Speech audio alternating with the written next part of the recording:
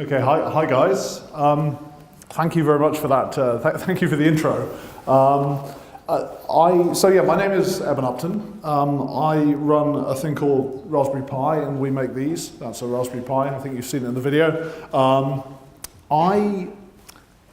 Today I just thought I'd like to talk a little bit about the history of the Raspberry Pi project, and in particular the things that motivated us as a group of people in Cambridge who knew absolutely nothing about making computers, absolutely very little about designing computers, to go out and try and make a piece of hardware to solve a problem.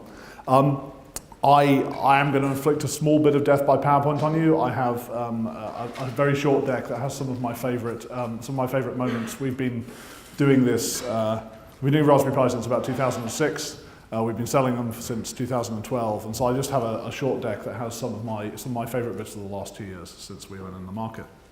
So when I was a child, I had a computer. I had a machine called a BBC microcomputer. I had this in my bedroom, and I bought this. I think I bought this when I was about 11. And I'm fairly unusual in that I actually bought that machine to learn to program on. These machines were in the corner of pretty much every classroom of every school that I was in as a child. And they were often at school not used for teaching computing. They were computers that were used for other things. So they were computers that were used for word processing. They were computers that were used to run educational software. But one of the nice things about these machines is you turn them on, and this is common to really most of those computers that we had back in the 1980s.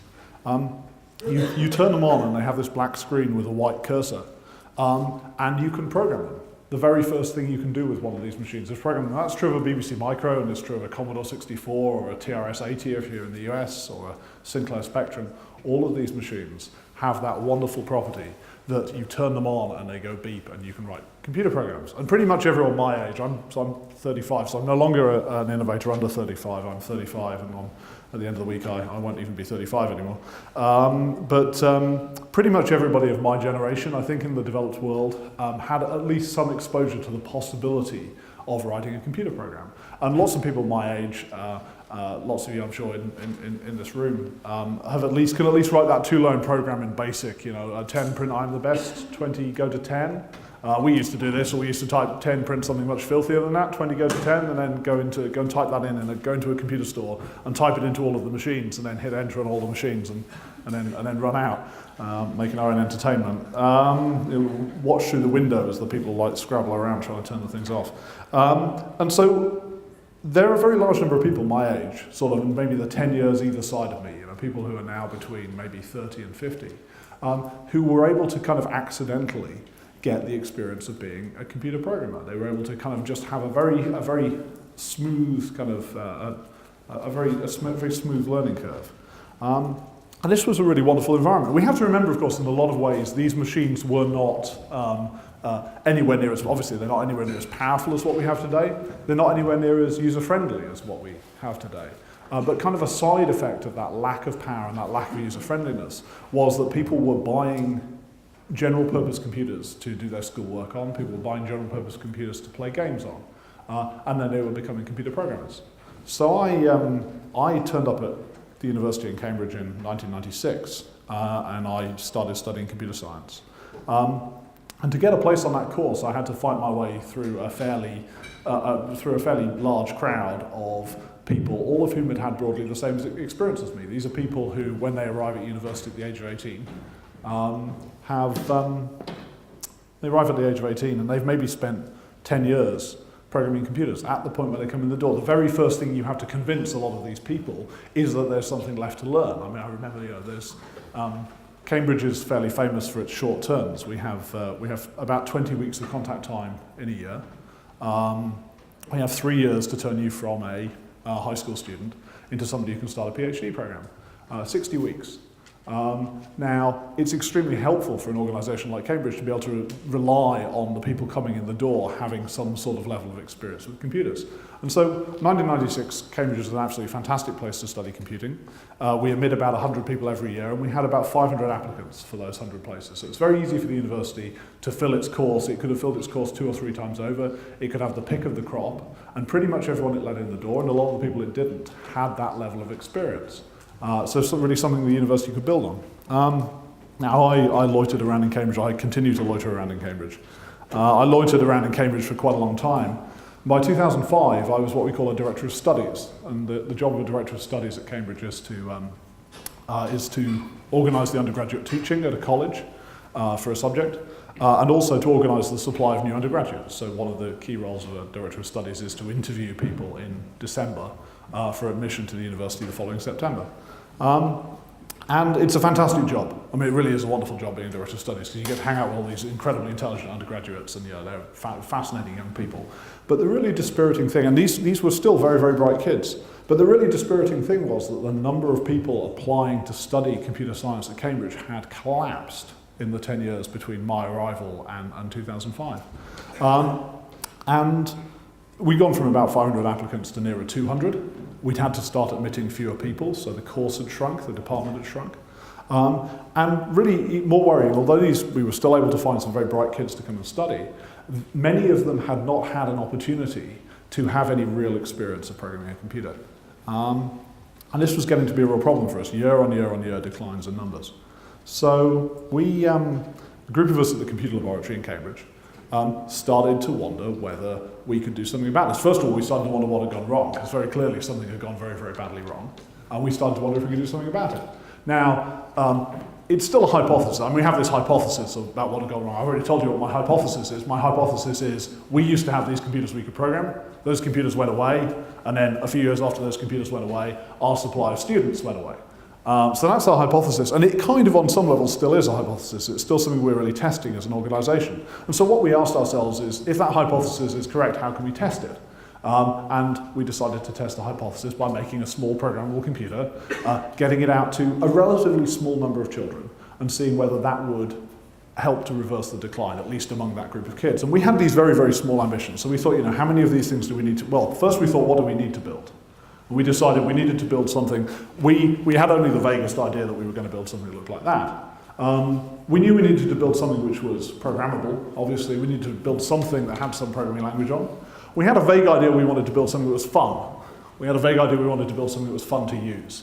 We had to remember that all those machines, people weren't buying Sinclair Spectrums and Commodore 64s in the 1980s, apart from me. People weren't buying these things to learn to program on. People weren't buying them for worthy reasons. Lots and lots and lots of these machines were bought as games machines. The kind of replacement of those games machines by games consoles, the point at which people stopped buying general purpose computers to get their computer entertainment and started buying these sealed fixed function black boxes is probably for me the main contributor to in my mind at least, to the decline of computer programming among children. So we wanted to have something which was programmable, but we also wanted to have something which was fun. We wanted to have something which a child might buy for some reason other than that they wanted to become a computer programmer. And for what that meant for us was that meant multimedia. That meant we wanted to be able to play video, we wanted to be able to go on the web, we wanted to be able to play computer games. We obviously wanted to have something which was portable and robust. This was going to. We've always had the idea that these things should belong to children. These things shouldn't belong to schools necessarily. It's great when schools buy them, but these things are are most powerful when they're in a child's bedroom. These things are most powerful when they are not the machine that you're getting 1 hour a week on in a classroom, but also when they're the device that you're getting 4 hours a night on in your bedroom. So we wanted to have something which was very portable and very robust. And finally, we wanted to have something which was cheap. And cheap was really important because we're asking someone to buy a whole new thing on top of all the other things they have to buy to be at school. And our idea of what cheap was, we thought textbooks are cheap. We looked around and we thought, what can a school ask? What can a school legitimately ask parents or children to buy? And we thought, textbooks. We thought if we could make a computer that costs the same as a textbook, we'll be in business. And we thought textbooks cost $25 US. That turns out to be a grotesque, that's just an indication that none of us had children at the time. It turns out to be a grotesque misrepresentation of what textbooks cost. We've always said, if we'd known more accurately, this is somewhere where it really pays not to do the research, right? If we'd done the research, we would have found out that textbooks were more expensive, and then we would have built a much more expensive and therefore less interesting device. But yeah, we had this idea of $25 US, and that really stuck in our minds all the way through. And this was back in 2006. And back in 2006, you could build a computer for $25. You could certainly, and we built a number of them. In fact, there's an exhibition which I'm going to go and see tomorrow at one of the galleries at Trinity College, called Fail. I don't know if any of you have been to it. If you've been to Fail, you may have seen the first Raspberry Pi, because it's on show at the moment. I'm going to go and look at it tomorrow. The first Raspberry Pi is about this big. It has about somewhere between 1,000th and a 10,000th the performance of the Raspberry Pi we shipped. I put it together myself using a soldering iron and a very large piece of Veriboard. And we tried a bunch of stuff, and that was about what you could build in 2006. That was what you could build in the way of a $25 computer.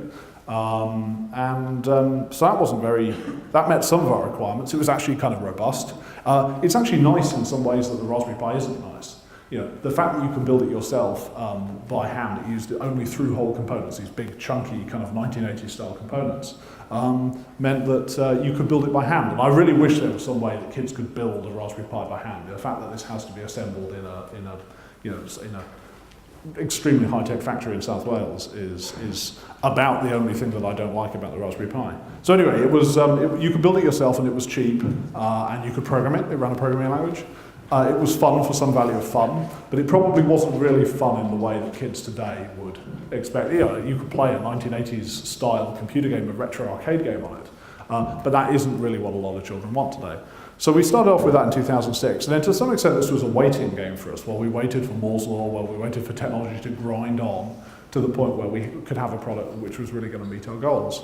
And by about 2010, the end of 2010, early 2011, we'd finally got to the point after 2 or 3 generations of prototypes where we really had something which was very similar to the Raspberry Pi that we have now in terms of its performance characteristics. And we thought we could,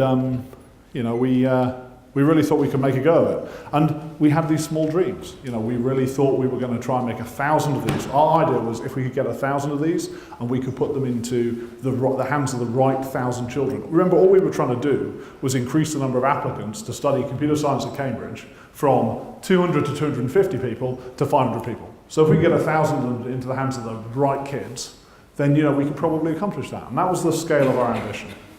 And so 2011, we were holding in our hands a thing which looks a little like the Raspberry Pi you see today. And we were wondering how we were going to brand this thing. I mean, Raspberry Pi is a reasonably well-known brand now. I mean, it's got this lovely logo, and quite a lot of people have heard of it. And the interesting thing about Raspberry Pi is we never wanted this brand. Many of us associated with Raspberry Pi have had associations with the BBC Micro. I owned a BBC Micro, so I have the most pathetic association with the BBC Micro. We have one of our trustees was responsible for a lot of the operating system engineering for the original BBC Micro. One of our trustees is a guy called David Braben. If any of you have played a game called Elite when you were young, if you've wasted time playing Elite, that's David's fault. David wrote basically the best computer game for the BBC, and we love the BBC Micro.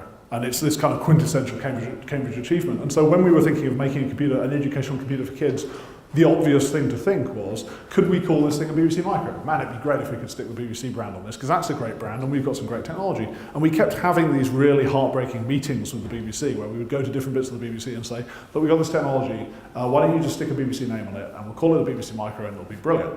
And and this happened again and again and again through 2010, 2011. And everybody we spoke to said no. And the reason is that the BBC is a state-funded organisation. It's a state broadcaster. They can't just pitch up in some random new industry and start knocking it over. They can't pitch up in the computer industry. That's a European Competition Commission problem. So there are compliance, regulatory reasons why we can't do this thing. And there you are. I was going to gesture to compliance when compliance happened.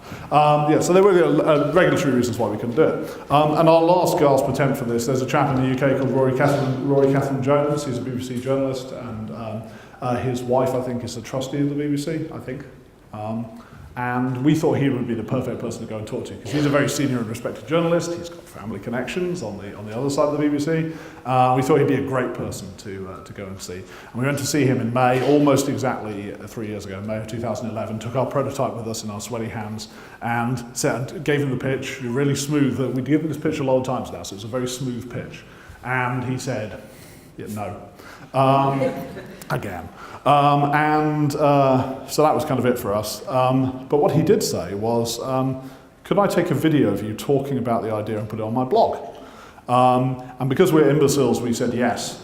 we thought, oh man, this will be brilliant, you know, two or three people might see it. And so he just took a 40 second video. It wasn't even the prototype wasn't even running. Just David holding up a very early prototype. You can still find it on YouTube. It looks nothing like the Raspberry Pi. And saying what we were going to do. So this is a Raspberry Pi. We're going to build a $25 computer. And he got 600,000 YouTube views in 2 days. To the extent that his next blog post 3 days later was, what the hell just happened there then? And so he did this blog post, we got these views, and I just sat at work. I worked for, and still do work for, a company called Broadcom, who make cell phone chips. And I just sat at my desk at Broadcom pressing F5 on that YouTube page and watching my How Popular Are You counter winding up. It was fantastic sort of ego-boosting activity. And then I remember sitting down opposite my wife Liz at the end of the second day and sitting down for dinner across the table from her and looking at her and having this kind of oh shit moment where we realised we'd promised 600,000 people we would build them a $25 computer, and we had absolutely not the faintest, foggiest idea how we were going to do this from either a technical or business perspective. And so I had a really busy 2011 from then on. I think we said, the first question anyone asked was, so you're going to do this thing, when are you going to do it? And we said, well, we'll do it before the end of the year. We'll do it in the fourth quarter. And so we said, we'll do it in the fourth quarter of 2011. And so I got my first, I've had a lot of press lessons. I've learned a lot about the press. And the press have been massively supportive of us, but I've learned one or two of the things that you need to be careful about. 2 days after I said that, I saw that fourth quarter had been averaged to the 15th of November, because that is the middle of the fourth quarter, and my Chinese whispers had turned my commitment into a commitment that it would launch on the 15th of November, and on the 16th of November I saw my first Raspberry Pi is late article on the web. So I had a very busy 2011. My co-founders and I had a very busy 2011. First of all, figuring out how we could build this, because what we had when we went to see the BBC was a kind of back of an envelope calculation about what we could build. We were like, you know, we add up, Raspberry Pi's got 3 pieces of silicon on it, right? It's got a DRAM, a memory, it has a processor that does the multimedia and runs the operating system, it has a network chip on there. And you add the prices of those things up and it's a lot less than $25. And then you think, well, a PCB can't be very much, and sticking it together can't be very much. You know, what's the worst that can happen? And of course, it turns out the Raspberry Pi has about 180 components on. Many of those components cost a tenth of a cent, but a significant number of them cost 5 cents. And actually, it's those 5-cent components that really get you in the end, because those are the things that add up to 2 or 3 surprising dollars on the device. And so we had a very busy time in 2011 doing this. Sort of figuring out how to kind of nickel and dime components out of the design of the board. Very early on, my wife is was at the time a journalist, and she was a freelance journalist, and she gave up her all of her freelance work. She dropped all of her freelance work on the floor to run the Raspberry Pi community, to run our blog, to run our community, to run our social media presence. And we sort of decided that, because we're an educational organisation, it'd be really good fun to try and talk quite openly, talk much more openly than people generally do, about what's involved, what's the adventure that we were going to have in making the Raspberry Pi. And she's extremely good at this, as it turns out. She'd been a food writer before, and selling food writing is extremely hard, right? There are a lot of people who will write about food for free. So if you want to try and earn a living as a food writer, you're selling a really food writing is a hard to sell product, right? So we gave her a much easier to sell product. And it turned out, it's like resistance training. She'd been like working out, selling food journalism. And so she made it incredibly popular. And sort of all the way through 2011, we were very open about this. And we got this wonderful community together. Well, by the end of 2011, 2 things had happened. One, we'd figured out 3 things. One, we'd figured out how to make the thing. One, we were actually pretty confident we could build this computer, we could build it without losing money on each unit. We might even be able to eke out a small profit on each board. 2, the community had grown to such an enormous size that we were starting to get a little bit worried. Because we're a not-for-profit, we're a charity, we have no way to raise money. We can't sell shares in ourselves. And although we'd figured out that we could make this thing profitably, of course you need money to buy components, to build these things. If you think you're going to build 1,000, I think we thought we might build 10,000, that was our wildest dream number. $25 computer, build 10,000 and you need $250,000. Now, we were lucky because we had $250,000. A number of us mortgaged our houses and we got $250,000. However, the scale of the interest online, the traffic statistics for the website was starting to suggest we'd written off those 600,000 people. We thought they were rubberneckers, right? We thought it's much easier, it requires much less commitment to go and watch a 45-second video than it does to buy a computer. So we thought, well, yeah, almost all those, 99% of those people are rubberneckers. So we only need to build 10,000. And our business model was going to be very straightforward. We would build 10,000 computers, we'd sell the 10,000 computers, and then when we'd sold them, we'd build some more. We'd get our money back and we'd build some more. And that's a very simple, capital-intensive business model, right? So you need, the more computers you want to build, the more money you need. And so what we thought we were only going to build 1,000 or 10,000 of these, that was fine, we had enough money. But these traffic statistics of the website were starting to suggest that these 600,000 people might be real. In particular, we posted an operating system image for the Raspberry Pi, and it had got 50,000 downloads in a day. Now that was a very buggy, alpha quality operating system for a computer that didn't exist yet, and nobody knew when it would. And the number of people hardcore enough to want to go and look at that was 50,000 people. And so we started to think, our 10,000 computers, they might only last us a week, and the turn time for building these computers is 12 weeks. So we're going to be out of stock 11 weeks out of 12, and our project's going to fail. So that was the second thing that happened. The third thing that happened was there's a guy called Pete Wood, who I think we've met already today. RS run a site called Design Spark, this Design Spark thing here, which is a community for engineers. And Pete is responsible for running a big chunk of that community. And he emailed me to say, and I'd never met him before, and he emailed me to say, hi, I run Design Spark, and we wrote a blog post about Raspberry Pi. We think it's really exciting. And I somehow had the chutzpah to say, that's really fascinating. Would you like to manufacture and sell the Raspberry Pi? The next thing I knew, I was in RS's offices in Oxford, talking to a chap called Glenn Jarrett about the possibility of RS components not just buying Raspberry Pis off us, this is the big way in which Raspberry Pi is very different for RS. The RS is not a manufacturing business. RS buys stuff from manufacturers and then sells it to consumers. The nice thing about Raspberry Pi, it was such an exciting product, and I think that it was doing a thing which lined up very well with some of RS's corporate social responsibility goals, that they were prepared to take that next step and actually get inside the working capital loop. So they were prepared to transition from this, they were prepared to help us transition from this very capital-intensive business model where we were taking money, buying components, having things made and selling them to someone, to one where RS would do all of that. And of course RS is a company which is 2 or 3 orders of magnitude larger than Raspberry Pi ever thought it could get, and provide its own capital, provide its own manufacturing and logistics support to make Raspberry Pi happen. So that was I guess that's the thing that saved us. So we left 2011 with a profitable product that we knew we could make, but a business model that wasn't going to work.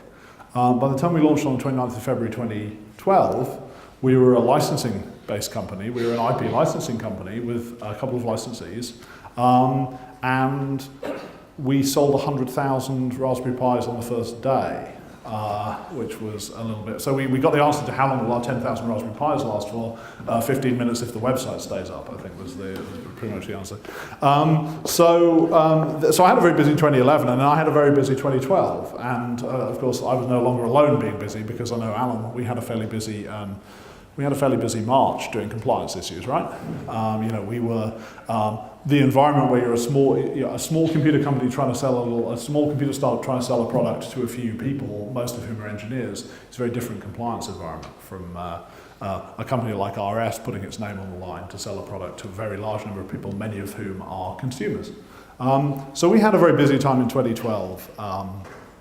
Getting these things, first getting them into the market and then getting them into the market in large enough numbers that we could actually fulfill our backlog. And it was a lot of fun. And so at the end of the first year, we'd sold 1 million Raspberry Pis. So that was pretty good. And then we had a busy 2013, and we sold 1.5 million Pis in 2013. So we're now somewhere north of 2.5 million Raspberry Pis in the field. And all the way through, we've maintained this social media environment, this social media platform. We have forums and a blog and a lot of Twitter stuff, which Liz now runs professionally as an employee of the foundation. And what's been really interesting for us, well, two things. The number of applicants, there's one number we can measure. You know, people always ask what's success for Raspberry Pi. The number we can measure is number of applicants to study computer science at the University of Cambridge. So at our peak in 2000, we had 500 applicants for computer science at Cambridge. Our trough was in 2008 when we were down to 200 applicants. So we'd had a 60% fall. And in fact, I was experiencing this in about 2005, 2006, so we were still some way from hitting bottom at that point. Got down to about 200 applicants. Last year we had 560 applicants to read computer science at Cambridge. Now that's not just us, but there is at least a hint that we are part of a movement. That's the fantastic thing. When we started doing this, nobody knew this was a problem, right?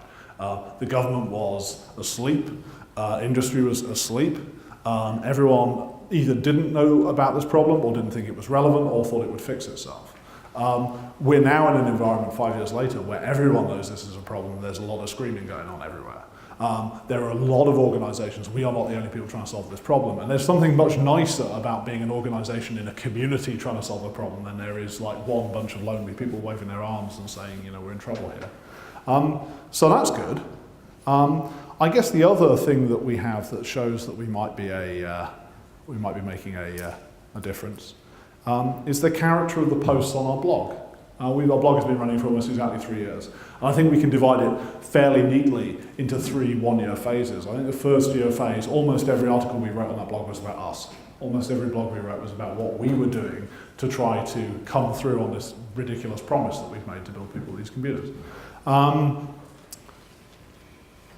Once the things were in the market and have been in the market for a few months, we saw a real profound change in the sorts of things we were choosing to put on the blog. And what we were putting on the blog maybe for that second year was largely what adults were doing with the Pi. A lot of our surprise around the Pi, a lot of our surprise volume upside around the Pi was there because we had a whole new customer base that we never imagined we were going to have. So we had adult, technically literate people like the people in this room, adult, technically literate people who want to use the Pi to do a thing.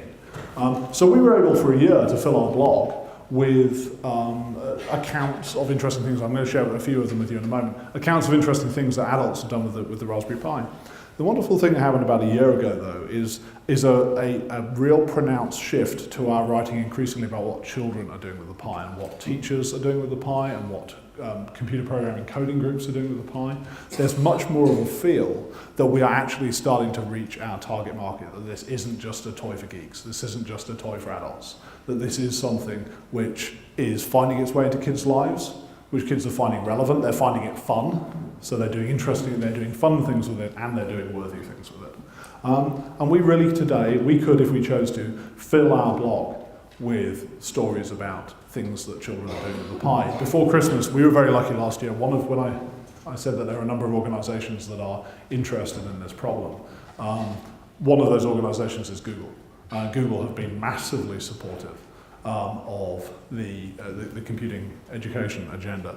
Last year, a little over a year ago, they gave us $1 million grant to distribute 15 or 16,000 Raspberry Pi kits. One of the lovely things about it being cheap is you can do real scaled interventions on comparatively, $1 million is a lot of money, but on comparatively, generally in the scale of a national education budget, $1 million is very small. You can do really good sized interventions with comparatively little money.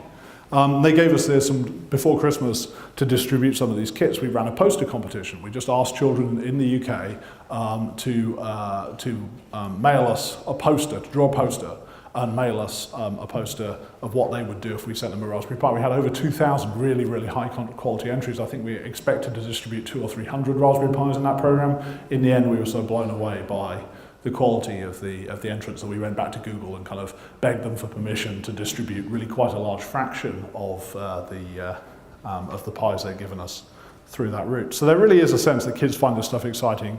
Kids are doing interesting things. The numbers look good. Yeah. It's a good time. I mean, I think the tone, the tenor of the talks that I give about Raspberry Pi has really changed. That's the other thing that I'm aware. I used to talk a lot about Raspberry Pi, and then I've kind of been sort of a kind of bit of perder recently. I've been kind of quite quiet about it. Now I've started talking about it again recently in public. And what I've really noticed is the language that I'm using when I talk about it is much more optimistic language that I used to tell. I used to have this wonderful line in doom and gloom. And it's just not credible for me to stand up anymore and be miserable about this stuff. So that's a really nice change as well. So I'm going to quickly, it's had beer behind me the whole time. You've been wondering what the beer is about. This is interesting. It turns out there is is there a clicker, or I just hit the mouse button? Okay. It turns out there's a substantial overlap between people who are interested in computers and people who are interested in beer. We talked about adult hobbyists. One of the first things a significant number of adults do, if you give them a very flexible interface computer with physical real-world interfacing capabilities, is they think, I could use this to control my brewery. What? How did that happen? We clicked it down. Okay. We better click it back up. Okay, there we are. The number of, Liz wrote, I did say we were writing a lot about kids. We do still write about what adults do with the Raspberry Pi. Liz had 2 beer-related blog posts out of 5 last week, and she's had to promise to do no beer blog posts this week. Photography, another really good example. People have been using this thing what adults use Raspberry Pis for is to automate things which are a bit, as a kind of a piece of Lego for gluing together other things to build larger products. Photography turns out to be a big area of interest. We do actually have our own camera peripheral for Raspberry Pi, so people have been doing really interesting camera sort of time-lapse things. Turns out to be great in the classroom. Kids love taking time-lapses of things. We have our own camera. This is actually done using a DSLR. This is an example of a thing called focus stacking. If you want to have these kind of very kind of eerily crisp pictures of things, what you do is macro photography. What you do is you step the camera. You set the camera to have a very narrow focal distance, and then you step the camera forwards and backwards along a track, and then you stack together. You detect which bit of each image is in focus, and then you combine those to make it sort of this kind of super focused image. Normally you need to spend thousands of dollars to get this kit to do this. This stuff was done using a DSLR mounted on the motor from a flatbed scanner. So this was done using so people are finding ways to replace very expensive sort of specialist pieces of kit with stuff that they've hacked up using the Pi. Obviously a lot of stuff with games. This slide, this is a Pi playing Quake 3. This is a Pi being used as part of a retro Nintendo SNES emulator. It's, like I say, really important that the Pi is used for fun stuff as well as just for worthy stuff. Turns out there's a big overlap between people who enjoy the Pi and people who enjoy all sorts of gaming stuff.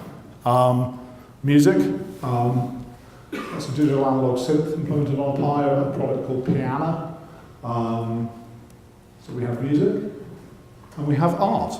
Turns out if you're an artist and you want to build some installation that has, video or lights or something, the current thing you tend to do is you tend to go and buy the cheapest old laptop that you can find on eBay, and then you bury that in the guts of your art project. The Raspberry Pi is really neat for doing this kind of thing. This is an installation at Canary Wharf in the East End of London of these little boats, and people on trains going across the river can text things to this installation and make the little paper boats, little plastic boats change colour. We do now, in fact, have a lady called Rachel Rains. We have an artist in residence at Raspberry Pi. We kind of broadened out from being exclusively about teaching people computer programming to teaching them how computing in general can help you, whatever it is you're trying to do. And we started out thinking, how are we going to, maybe we should try and explain to physicists how, high school physicists, how doing stuff with computers can help your physics. Now we explain to high school artists, and in fact professional adult artists, how having a flexible computing platform can help you do art better. So there are going to be bits of the curriculum that we probably can't get to with the Raspberry Pi, but they're getting fewer and further between. Space, I'm a real space geek. I was a child in the 1980s. I stayed up for the first shuttle launch. I love anything to do with space. This is a photograph taken from about 40 kilometres up under a weather balloon. There's a chap called Dave Akerman in the UK who specialises in sticking all sorts of things. Before the Pi, he was like to stick cameras under weather balloons and send them up in space to the edge of space. Now he almost entirely sticks Pis under things, and he sends down, you can stream down video. We beat Felix Baumgartner's jump by about 30 meters last August bank holiday with a teddy bear. We have a teddy bear called Babbage. He's a little guy about that big. We took him out on the Saturday, and he was put in the capsule. And there's a wonderful, if you've seen a Red Bull advert in the last 2 years, you'll have seen that there's a shot from over Baumgartner's head, behind his head, as he steps off the capsule into space. And we thought, man, it'd be really good if we could do that with Babbage. And so we took Babbage, we cut him open, we pulled out all of his stuffing. Here, he's really child-friendly. The amount of effort with pliers that were required to pull his eye out was enormous. We cut him open, we stuffed him with a Raspberry Pi, we put a camera out through his eye, then we built a capsule that had this camera on it. When I say we, I mean somebody who isn't me. Because this video will totally go online, then Dave will I don't know, refuse to drop any more of my teddy bears out from space, some sort of sanction. And we got this wonderful picture, and we set him up on the Saturday, and he actually wouldn't go. He clung to there was this thing as it went up, he sort of appeared to kind of turn around and hold on to the capsule like this. And then when we issued the cut down command, which was supposed to release a little string behind him, nothing happened. He landed, he came down with the capsule when the balloon burst, and we retrieved him from a field, and then we sent him up again the next day and made him do it. We got this wonderful picture of Oxfordshire in the background, and the back of this teddy bear's head, and then the teddy bear just goes, woo, like that. Brilliant. And like I say, 30 meters, it was calibrated to be 30 meters taller than that Austrian gentleman. We sold you can buy this bear in art, we have a merchandising range. We sold a lot of bears to Austria the week after that. Jam, there's this thing called the Raspberry Jam. Raspberry Pi, the whole Raspberry Pi thing, Raspberry for named computer companies, Pi, Python. The whole thing is just from the point of view of puns, it just keeps giving that name. There are things called Raspberry Jams. This is the wonderful thing about this, nothing to do with us. They're these kind of community organized Pi user group self-help sessions, very useful for teachers who are trying to learn how they can sort of share best practice around getting the Pi into education. And these things spring up all over the world. We've had these in the US, we've had these all over the UK, all over Europe, and they're lovely. They're good fun to go to. We have an actual magazine. One of the things I used to like to do, I'm sure there are people in this room who spent time typing in type-in listings and then trying to find out what typing errors you've made. In 1980s computer magazines, we have a genuine 80s style computer magazine called the Magpie. Again, nothing to do with us. It has type-in listings, which is really good fun. And they've been running for 2 years now, so you can even buy it in print. We thought we were going to make 1,000 Raspberry Pis, and so we didn't design a case for it. We didn't think it was worth doing the injection molding work to make a case for the Raspberry Pi. When we sold a lot of Pis, what I ended up doing was that we've accidentally left lots of value out in the ecosystem. We didn't hoover up all the value ourselves. And so there are a bunch of people who built businesses around making accessories for the Pi. One of the simplest accessories to make for a Pi is a case. This is a free case. This is a PDF called Punnit that you can download and fold up for your Raspberry Pi to make yourself a case. Get on the thickest card that you can persuade your printer to take without jamming. You can make a case out of Lego. The spec for this that I gave to Pete Lomas, who did the design, was make it the size of a credit card, because I can stand up in a talk like this and I can say it's the size of a credit card, and everyone understands what that means. Of course, he got it wrong. It's about 1 millimeter off in each dimension from being the size of a credit card, but totally by accident is almost an exact multiple of the Lego basis unit size, which means that it fits really, really neatly into a case. This Lego case was designed by a Girl Scout in the UK called Biz. She was 11. She's obviously very business minded, because it's now possible. There's a website you can go to that you can submit your Lego design to, and it will then sell kits, and you get royalties for your kits. So she submitted this. She sold thousands of these things. Because she's an 11-year-old girl, she has chosen to take her royalties in the form of Lego, and therefore she now has more Lego even than me, and I have a lot of Lego, so I'm very jealous. And one last case. This thing is called Pybo. This is a stacked laser cut. It's made of a stack of a piece of laser cut perspex. It was designed by a guy called Paul Beach, who was responsible for designing our logo. and he runs a company in Sheffield. He's one of his company, Pimoroni, and another company, Mod My Pi. Both of those companies turned over nearly £1 million in their first year from a standing start doing cases and accessories for the Pi. So what we've actually ended up doing by moving all this value out in the ecosystem, by not making cases, by not making add-on boards to the Pi, we've accidentally created this whole cottage industry, and then now not so cottage industry around the Pi. And I think you guys sell Pi there now. Yeah? I think it's most people have been won over by the sheer beautifulness of this thing that Paul made. There have been some hard times doing Pi. I found the compliance piece pretty punishing. There've been, we've had, I guess, about every 3 months we have a bad day. Every 3 months we have a day where, we've got something we don't understand and we've got to go debug it and, figure out what's happened. Those can be kind of tough days because we're a small team. But from about 3 months into the project onwards, people started sending us pictures like this, and we have a deck of them that we look at whenever we have a bad day. Because there are lots of kids learning to program computers with Raspberry Pi. This kid's called Mikey. He is off screen here. He's using a program called Scratch, developed at MIT, which lots of kids use to program. That runs very well on the Pi. And we just get these wonderful pictures. Mikey, he's in the UK. He's exactly the kind of kid we were expecting to reach with the Pi.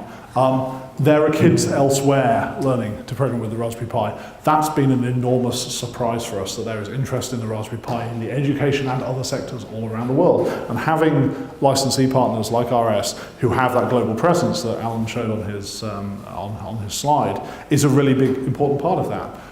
A lot of small electronics companies that start in a small European country start by trying to do well in their home market, and then they go out and try and sell in the world. If your model is you take as licensee partners companies that already have global scale, this thing was in the market in each of your territories on the first day, right? Those Raspberry Pis from the back of my car, and there were 700 Raspberry Pis there, and those had to be smeared out very, very, very thinly across the whole of RS's global footprint, while we frantically tried to make some more. This gives you a little bit of an idea of where Raspberry Pis are. Slightly out of date numbers. This is a self-registration map, so each number on this thing, which you probably can't read anyway, represents about between 50 and 100 actual Raspberry Pis. You see lots of stuff in Europe, lots of stuff in North America, and then these pockets of strength in South Africa, Australia, New Zealand, Hong Kong. One thing I think that's changed since I took the screenshot. So this is a thing called RasTrack. If you just type into Google RasTrack, this is developed by a 14-year-old boy called Ryan Walmsley, very early fan of the Pi. He developed this, and it's a fantastic source of data about where they're going. I think a big thing that's changed, particularly with RS's help over the last year, has been Japan. We had an intuition that this should be big in Japan. It is now definitely big in Japan. 300 and some % year-on-year growth in Japan. We went out and did a week, this wonderful, amazing week in Tokyo last May and June, promoting the Pi. So really challenges for us, trying to get this thing into South America. South America is a very difficult environment for regulatory reasons. Trying to get it into Africa, doing a lot of work to try and get it into sub-Saharan Africa. And then we're done, pretty much. India, China as well. And one last thing which was really wonderful for me, I was born in Wales. When we started doing Raspberry Pi, we did what everyone else does when you want to build cheap electronics. We thought, let's go build it in China. Let's go build it in Shenzhen. On the day of launch, and I have no idea how I actually read this email because the day was incredibly frantic, I got an email from somebody saying, hi, I represent a UK manufacturer. We think we can build Raspberry Pi at your target price. And we went backwards and forwards a little bit. And it turned out that manufacturer was Sony in South Wales, in Bridgend, where they used to build all of the televisions for Europe. And so as of August of 2012, 6 months in, we started building them in Wales. Now we build the vast, vast, vast majority of our Raspberry Pis in Wales, and we build them there at the same price we can build them in China. We are building the cheapest computer in the world in the United Kingdom. And I think that this is really, for me, a wonderful emblem of what you can do with manufacturing in the West. the advantages of building in the Far East have always boiled down to some combination of, well, basically boiled down to cheap labour. Now, over the last 10 years, labour costs in China have gone steadily upwards. The exchange rate with the RMB has gone steadily upwards. Shipping costs have gone steadily upwards. I firmly believe that we've now crossed a tipping point where very, very large amounts of very, very large number of product categories can be built more cheaply and to a higher quality in the West than they can in the Far East. And I think this is really fantastic for us, right? You know, we need to do more. We all know we need to do more manufacturing in the UK and Ireland. This is incredibly promising, and they're lovely people. So I think that's all I've got for that. Just kind of wrap up where we're going. 2014 is really the year that we are hoping to make a difference. We always thought that just making the Raspberry Pi would be the thing that made a difference. But by producing such a large number of devices and selling them for a profit, we've been able to accumulate not a vast amount of money, but enough money that we can start to do something which we never thought we were going to be able to do, which is to produce support material around the Pi. Really, 2014, the tail end of last year, we've staffed up very heavily. We've been hiring teachers out of the education system, which we feel mildly guilty about. Really fantastic teachers. They've been producing wonderful educational resource material for the Pi, but also just general computing education material. Hopefully, I will take my life in my hands. If you go to our website, we relaunched our website an hour ago. Now that better be true. We were supposed to relaunch it at 9 a.m. this morning, and when I last spoke to my wife, it's still not launched. So we've relaunched our website today. We have a large amount of material, and a big focus. We think this 2014 is going to be the year that we're able to make a difference by supporting teachers in delivering this stuff. We've always known that you can reach 1 to 10% of children just by relying either on their parents or on their own just native desire to get involved with technology. To make a difference at scale, we need to reach more than just 1 to 10% of children. We need to reach 10 to 50%, we need to reach 100%. If we can get there, we are way ahead. We think we may already be ahead of where we were in the 1980s. If we can get anywhere north of 10%, if we can get to 50%, we are going to be so far ahead of where we were in the 1980s.